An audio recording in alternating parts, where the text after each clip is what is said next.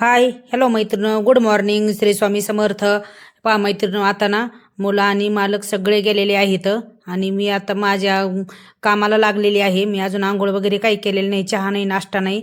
मी लागलेली आहे संक्रांतीसाठी थोडी साफसफाई करायला, कारण गणपतीत केली होती तशी आधीमध्ये असते, पण वरचे पोटमाळे वगैरे म्हटलं आता संक्रांत आली तर झाडून घ्या. माझा काही जास्त पोटमाळेवर पसारा नसतो, कारण मी वरती ना एक स्टोर रूम काढलेला आहे. माझं सगळं सामान न लागलं ना तिथं असतं. इथं आपले लेकरं काहीतरी येता जाता फेकतात ते सामान नाही हे.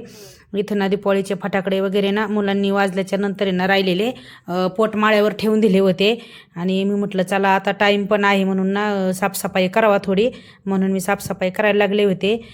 तो ह्या ना मोठ्या दादाचा बेड आहे, मी त्याचा बेड अगोदर आवरून घेतला आणि नंतर आमच्या बेडमध्ये आले. आमच्या बेडमध्ये पण पोटमाळ्यावर काही सामान नाही आहे, फक्त एक बॉक्स आणि ते हे ठेवलेलं आहे फक्त मी लागणारं सामान.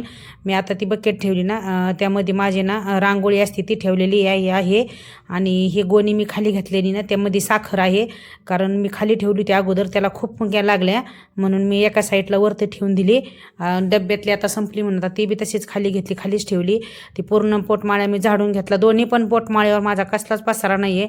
मी काय करीत असते, आपली कधीतरी झाडू मारून घेत असते त्याच्यावरती. आता पोटमाळे साफ करून झाले माझे. आता ना बेड पण आवरायला लागलेली, कारण छोटा काय करतो संध्याकाळी ना त्याला सवय झोपता वेळेस थोडं काहीतरी खायची. त्यांनी फरसाण खाल्लं होतं, ते सांडलं होतं, ते पण मी झाडून घेतलं. हे पहा किती आत्ता साफसफाई केली ती मी गणपतीत, तरी पण किती धूळ बसली त्यावरती.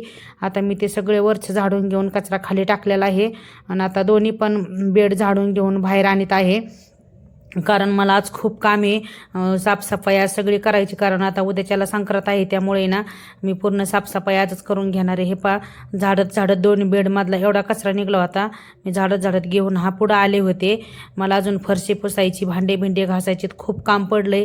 मी आज नाश्ता नाही केला, मी म्हटलं नाश्ता केल्याच्या नंतर काय होतं परत कंटाळा आल्यासारखा होतं, म्हणून काय केलं मुलं आणि मला गेल्याच्या नंतर ना लगेच साफसफाई करायला लागले. मैत्रिणी मला किचन धुवायला एवढा वेळ गेला ना, जवळजवळ मला अर्धा पाऊण तास किचन धुवायला गेला, त्यामुळे ना मी किचनचं व्हिडिओमध्ये ॲड केला नाही. मी नंतर एका दिवशी ना फक्त किचनचा तुम्हाला ना साफसफाई मी तुम्हाला दाखवीन. हे पहा आता मी बसलेले आहे भांडे घासायला. भांडे पण खूप पडले होते, कारण सकाळचे चहाचे नाश्त्याचे मुलांची सगळीच राय होती, ते म्हटलं अगोदर भांडे घासून घेते आणि नंतर फरशी पुसते. मग मी आता भांडे घासायला लागलेली आहे.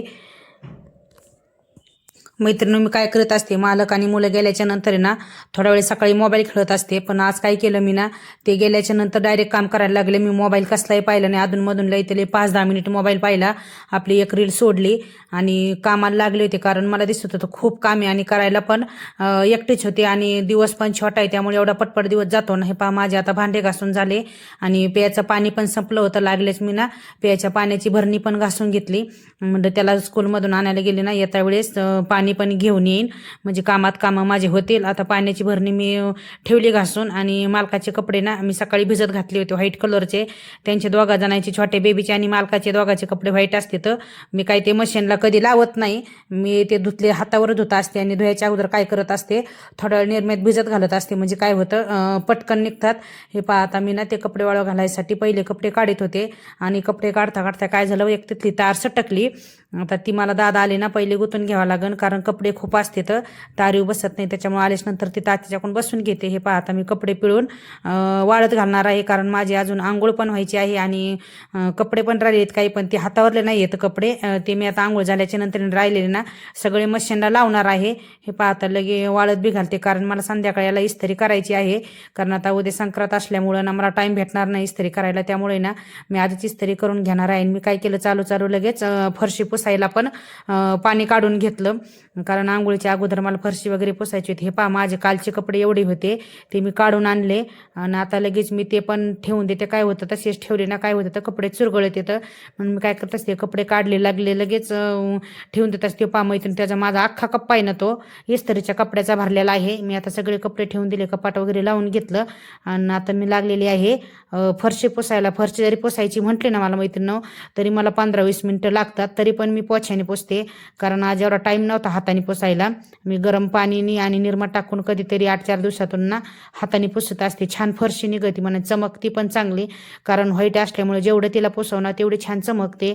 हे पहा किचन मला खूप वेळ गेला होता आवरायला, आणि मी काय करत असते, फरशीला किचनला ना अगोदर थोडा वेळ पाणी टाकून ठेवत असते आणि त्याची घाण मैत्रिणी खूप वेळ झाले फरशी पुसत आहे. झाला आता माझा हॉलच पुसायचा राहिलेला आहे. हॉल झाल्याच्या नंतर आहे ना मी आंघोळ करणार आहे. हे पहा आता माझी ना पूर्ण पुसून झालेली आहे फरशी आणि बेबीचा स्कूल पण टाईम होत आलेला आहे. हे पहा आता माझी आंघोळ झाली. आता मी कपडे मशीन लावते. चला मैत्रिणी, भेटू परत नेक्स्ट ब्लॉगमध्ये. तोपर्यंत बाय. आता मी चालले बेबीला घ्यायला स्कूलमध्ये.